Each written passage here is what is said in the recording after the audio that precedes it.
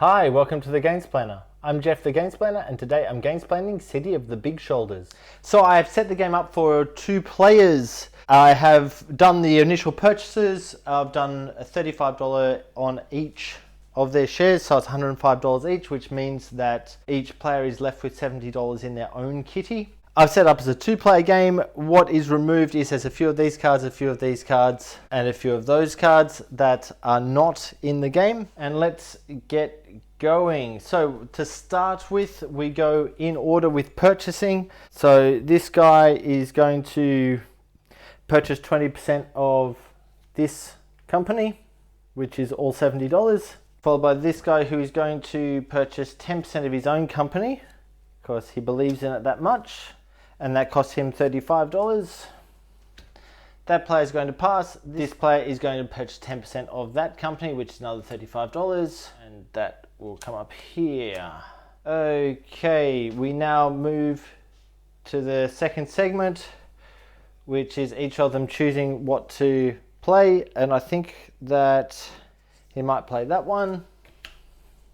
He might get rid of that and hang on to that for next time. Same on the other side. He thinks he'll play that one, hang on to that one, and get rid of that one. Those tiles now get flipped over because there's the workers on the bottom of those cards. 2 workers get put into the higher pool. Then we move on, and the order of play is red first, then blue. So the first thing that red is going to do is hire some workers for Crackerjack. So he could hire all 4 guys and therefore run the factory. To do that, he would need $140. But what he's thinking is that he might just hire 3 guys. So that will be $100, and that money goes back to the bank. 3 guys hired. Okay, over to yellow. Yellow already has a guy. It's because of the placement of this at the beginning of the game, because it was at level 3. So realistically, yellow's best bet at this point is to go there. It's $40. Goes back to the person, which is blue. And that automates one thing, so it pushes him forward and automates that. Back over to red.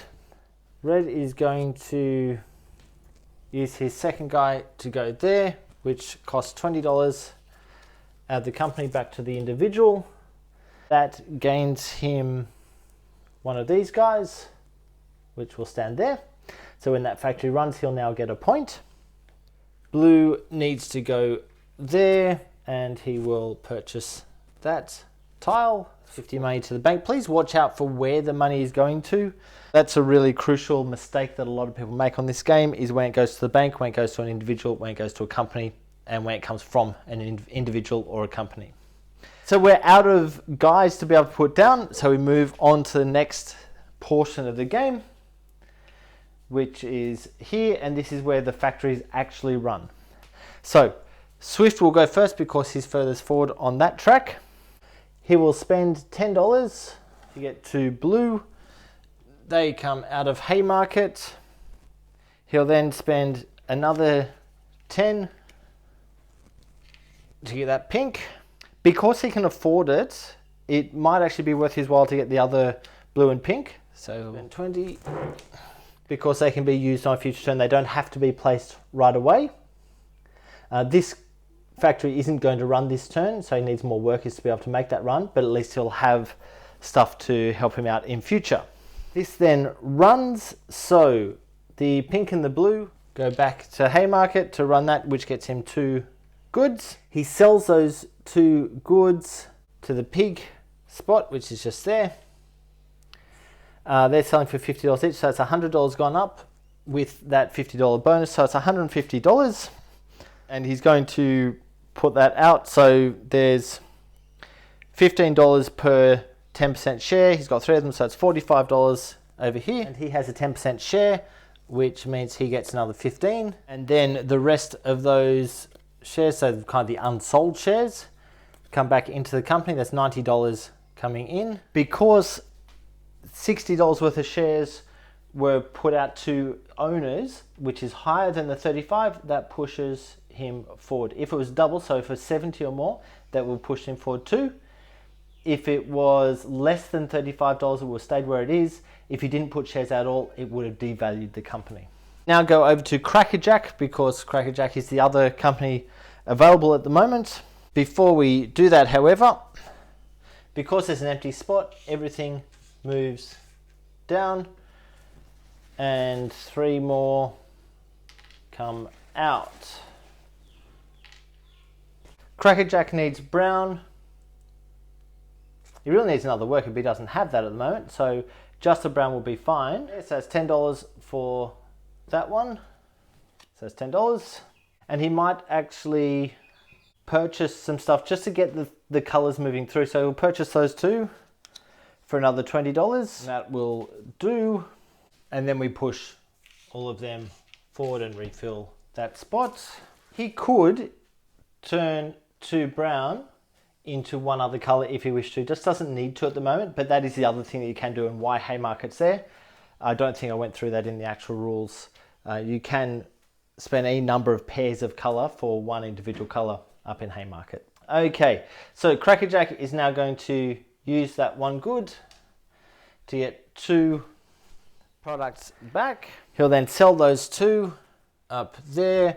So $30 each, so that's $60. Because he's filled this one up, it's another $50, so it's $110 on the sales. And because this was used entirely, that moves that forward 1. So $110 going out in funds. So this one gets 20% of that, so it's $22. And this one has 40%, so he'll be getting $44. There's $44 going out to there. And the company itself will get $44 back in. So they also have managed to sell more or disperse more than their value in each share, but not double, so they just move forward 1 as well. In the cleanup phase, we start over here. Any of the cards that are full lose the goods. That card, which has the cross on it, loses that as well. And we pull that one out also. Those cards come off, everything moves across. So if there's goods on a card that's moving across, they stay on there. Then these come in from the top to the bottom. And any resources on the $10 mark go straight to the Haymarket, and everything moves down, and we refill the coming resources. This end one gets discarded. They all move down 1, and we get 1 more of them in. Then red has the train, so we go back to the beginning of the game or of the phases and push this forward. Now every time we refill stuff there is going to get 4 markers. I think that is enough of City of the Big Shoulders for you to get a feel for the game and how it's going to run. If you have any comments or suggestions, please write them below. If you have any games that you wish to be Gamesplayed, please shoot me an email to thegamesplainer@gmail.com.